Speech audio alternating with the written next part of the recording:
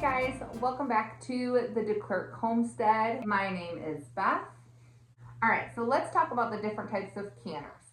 I have 3 different types of canners, and I'm going to break them into 2 different categories. One is going to be a boiling water bath type canner. The other is a pressure canner. Boiling water bath, I think, is what most people are familiar with. I have a really nice stainless water bath canner that was gifted to me several years ago. It has the rack. Unfortunately, I broke the lid on it a few years ago, so I have to improvise for that. But you do not have to buy a canning specific water bath pot. If you have a stock pot that is tall enough for your jars to fit in and be covered with 2 or 3 inches of water, you can use that. So I have this 2-gallon pot that I actually use all the time, especially if I have smaller loads to can, just because it requires less water, it heats up faster, it takes up less space on my stove, and it works just as well. So I will put a washcloth underneath the jars to prevent them from breaking. You can also make a little custom rack by just attaching some lids together. Any type of barrier, just so that the jars aren't sitting directly on the bottom of the pot, is fine. This pot is only big enough for me to do pint jars. It's not tall enough for quart jars. And then most recently this year, I bought my first steam canner. I had never even heard of steam canning until like a year ago, but anything that you are going to can in a water bath canner, you can safely can in a steam canner as well. It's the same amount of time. There's a couple benefits of the steam canner. You use less water to run each batch, and it heats up a lot faster. It's also lighter, so if you have a glass cook stove, you're not going to have as much weight or pressure on it. I also love that it has a dial on the top, so it tells you exactly when you can start your processing time. This makes it super easy to track how far along you are. The biggest negative that I can really think of with a steam canner is that it is pretty like one use. I already have like a colander situation that I can use for my bigger pot if I want to steam vegetables or something. So besides steam canning and steaming like vegetables, I can't really think of another use for the steam canner. And I do really like when things are multi-purpose. But I think because of the time that it saves me, is using the full boiling water bath canner, I'm still happy that I have it. Just a quick run through of things that are safe to do in the water bath. You can do basically any fruit-based product, whether that's apple pie filling, jams, jellies, fruit sauces, just canned fruit on its own, like peach slices or pear slices. Anything that is a vinegar-based product, so like pickles or pickled onions or vegetables. And then any tomato-based products are also considered safe for water bath canning. So salsa, tomato sauce, etc. Now let's move on to the big, scary pressure canner. So pressure canners are not the same as pressure cookers. I know that Instapots are really popular nowadays, and Instapots are pressure cookers, but they are not considered safe for canning.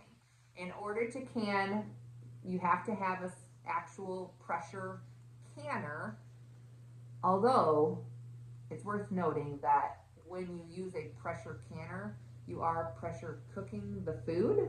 So if you don't have either, I would buy a pressure canner and you can use it as both. A pressure canner is necessary for any vegetables that aren't pickled, so potatoes, carrots, green beans. Any meat has to be pressure canned to store safely. So chicken, ground beef, stewed venison. Dried beans also need to be pressure canned. So pinto beans, kidney beans, black beans, etc. Any low acid type product like chicken stock or vegetable stock also needs to be pressure canned.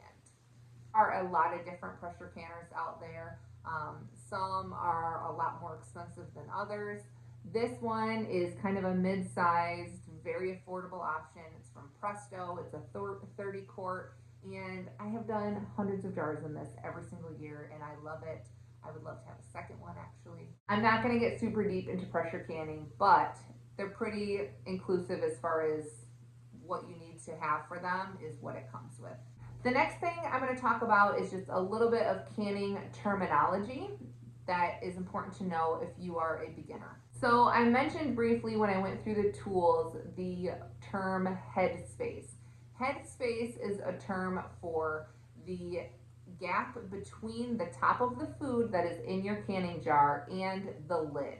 You don't want to leave too much headspace because then there's more air in the jar than can get removed during the canning process. But you also don't want to overfill it because then you could have it boiling during the canning process and the seal won't work.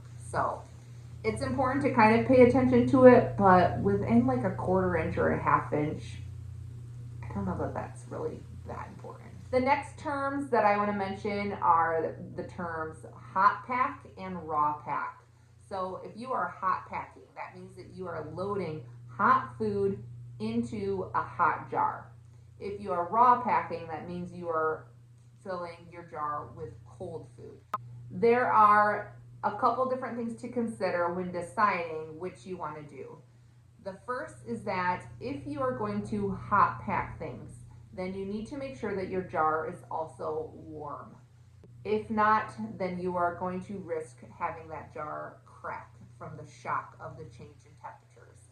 If I'm going to hot pack something, I will just wash my jars and then leave them in the sink filled with hot water from the sink, and I'll dump them out right before I'm going to fill them, and that's good enough. Other people I know will run them through their dishwasher or keep them in their oven at 150 or 200 degrees. That's fine too. For me, it's just easy enough to fill them with water in the sink.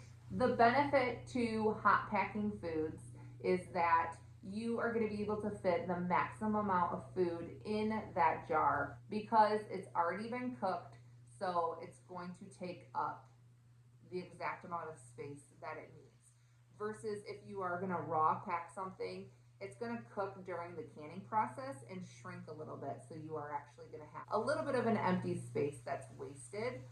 I do a little bit of both. In general, I prefer to raw pack things just because in the actual preservation time, it's much easier to just put things in raw versus cooking them first and then putting them in. But in scenarios like tomato sauce or applesauce, or where I've already had to have it warm to get it ready to be canned, those things I will hot pack. I also always hot pack lard when I'm rendering that to put in jars. The next term I want to mention is the term processing. The processing time doesn't start until your canner has reached the point it needs to. So for pressure canning, for example, you will need to have your dial reach a certain poundage, and that is dependent on what you are canning, what altitude you're at, etc. For a steam canner or a boiling water bath canner, your processing time starts when you have that rolling boil in the water. So for example, if your applesauce needs to process for 15 minutes, you might have 10 to 15 minutes before the actual processing time starts while that water is warming up. Once it gets to the point of boiling, then you start your time for processing. Next word I want to mention is blanching.